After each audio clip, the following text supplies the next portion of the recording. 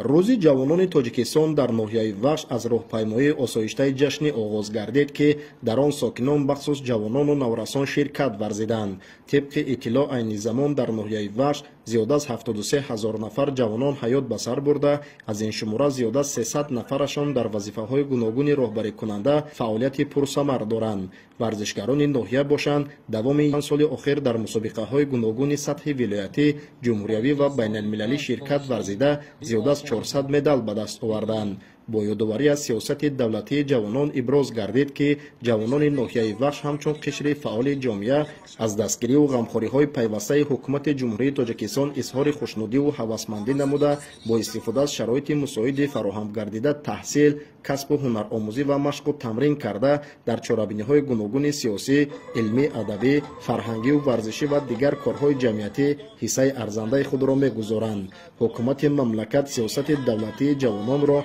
در اولویت فعالیت خویش قرار داده جهت حل مشکلات جوانان، آماده گردیدن متخصصان همه‌جانبه، آب و تاب یافته و به طلبات بازار امروزه مهنت جوابگو به کمال رسانیدن آنها پیوسته تدبیر اندیشی می‌نمایند.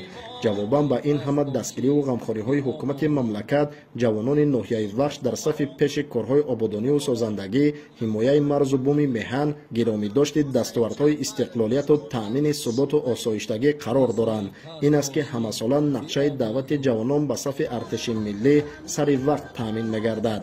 بخشیده به روز جوانان تاجیکستان در وضعیت مناسب، جوانان و ورزشکاران فعال که در آزمون و مسابقه‌های گوناگون داخلی و خارجی مقام‌های اول و افتخاری را اشغال کرده‌اند، با سپاسنامه و تحفه‌های خاطروی قدرشناسی گردیدند.